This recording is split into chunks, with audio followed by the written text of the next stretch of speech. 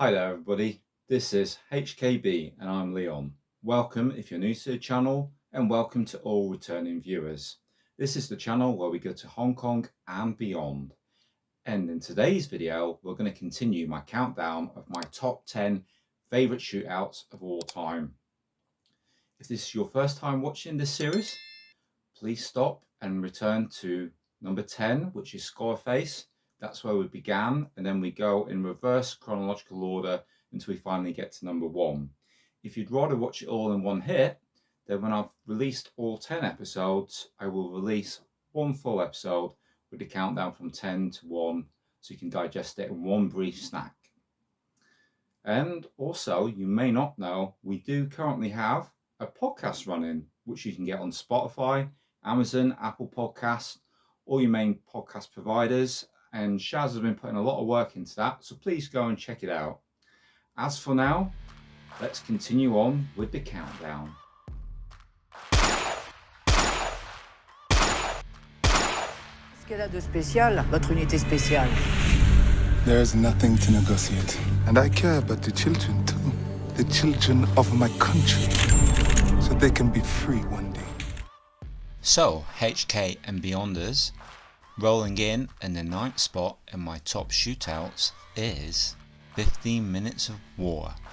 This 2019 French-Belgian war film is directed by Fred Grivois, and it's based on real events known as Prises d'Otages de l'État. Basically, in February 1976 in Djibouti, the school bus was taken hostage at the Somali border. There's some French snipers, an elite squad, and they're sent to this spot where finally, after 30 hours of tension, a rescue operation is mounted. One of my favourite actresses is in this, Olga Kurylenko, as the school teacher Jane Anderson. She tries to negotiate to get on the bus with the children that are hostages, and the special sniper team, they're waiting throughout the whole film, it seems. They're with the French Foreign Legion and they're just waiting for the trigger just to be told to take out these Mali terrorists. So they're waiting to be given the go ahead to take out terrorists that are holding the school children hostage. Unfortunately, where they are, it's really hot temperature and it's really draining. So the tension builds up, because you know that the longer they leave it, the less likely their chances of success. So eventually the team come to a decision between themselves.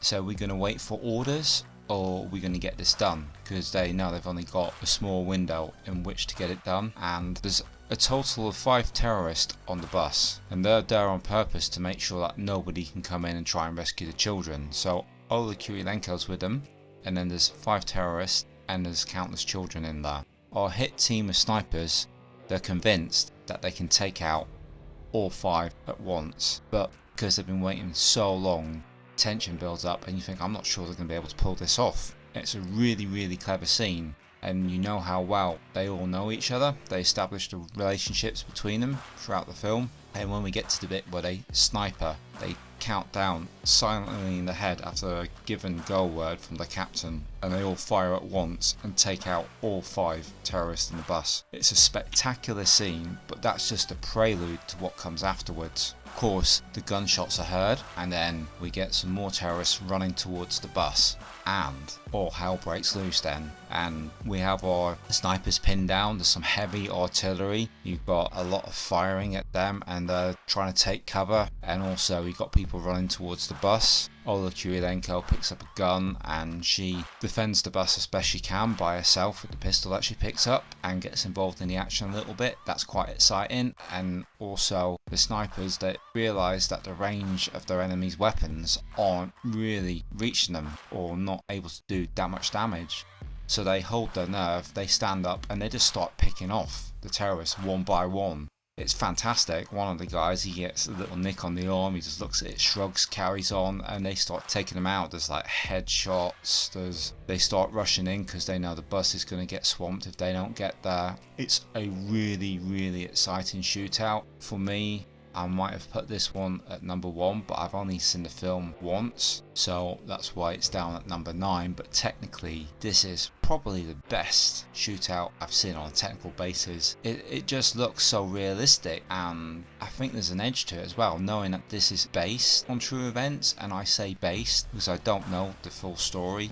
These events happened in 1976, and there's probably more to it than a film. A film sometimes glorifies things, and I'm sure they've taken a bit of artistic liberty in this one, but it makes for a really compelling film and a very, very solid entry into my top 10 shootouts. So if you've never seen 15 Minutes of War, let me just say this is a very, very high recommendation.